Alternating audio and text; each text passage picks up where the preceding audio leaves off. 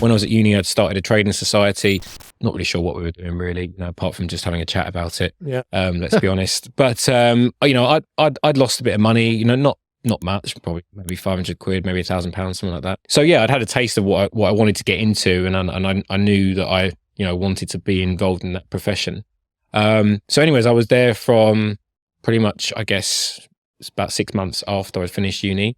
I was there for, I believe, about 3 years. In that period, we navigated some interesting periods. I mean, So this sounds like the great crash, was it? No, so that? we had I was involved in 2016, which obviously you had Brexit, which was the biggest payday of my career and still is. And we also had the Trump saga when he got elected, which was a very poor day. Not good. It should have been a good day, but wasn't. For some reason, I just couldn't read the tape. I couldn't believe why everyone was going on. What were you positioned in for? So I wasn't positioned Brexit? anything. Oh, what was I positioned? We weren't allowed anything overnight. So we were completely flat. Everyone thought it was a done deal that we were going to remain. So that was the big problem. I think I actually had a bet on of Brexit happening, and then I started watching the show overnight. Yeah. And Farage had even conceded, hadn't he? And it was like, so I was like, I ended up, I quickly shot on and chopped it out for a small loss. Sat there crying for like the next 4 hours. So to rewind back the tape to that point in time, I think equities opened something like between 5 and 10% lower in Europe. Obviously, the bonds were going to be extremely chaotic because you've got some people who want to put all their money into German bonds because they were the safest in Europe at the time. They'd also want to get out of maybe the Italian bonds because they were the riskiest at the time.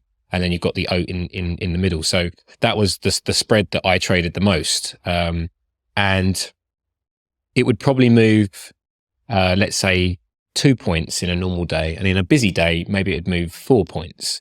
A point just being what we're using as a monetary value during the day, because it's hard to explain to someone who's trading outrights. It's not like trading 1 point of the US 30. Yeah. This is a big value item. The 1 point is a lot. We're trying to get in at point something to get out at point something. This is it. I've mentioned a few times to people about the bond market is the daddy, and so the amount of money you have to commit to that's why they dictate to everybody.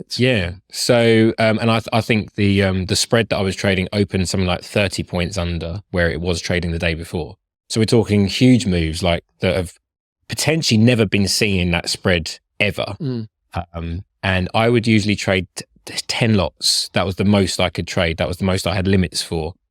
Bearing in mind, when I talk about where I was trading, I was on an actual desk. It wasn't like challenges and being funded. This was real money from day one that you are making and losing.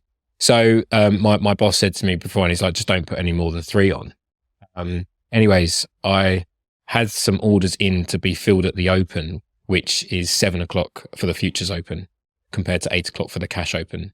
And they got filled, but they got what we call legged. And by legged, I mean that one side of it got filled. Because you're doing spread, you need to do both sides. Yeah, so one side of it got filled and the other side didn't get filled, meaning that, you then got an outright position, which is completely not what you need and extremely risky. Because you're in a massive size, aren't you? You've got no stop, almost.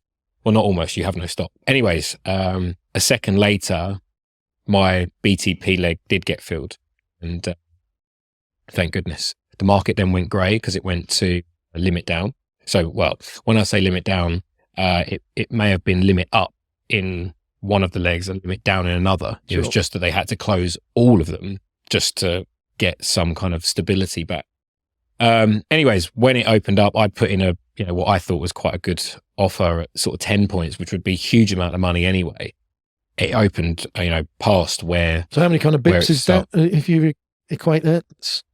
It's nearly impossible for me to tell because we only traded in points, and point, I think on that one trade, it's come out at something like 85 grand. Wow. Is how much money was made from putting it on at 7 and to getting filled at 7:03, once the market opened again.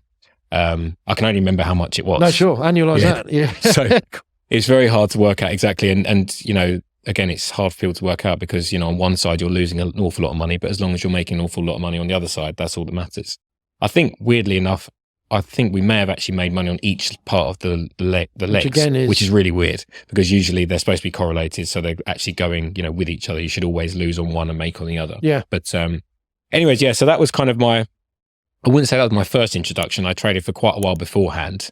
But that was my first kind of real, I guess, big payday. Sense of what a quantum can be, yeah.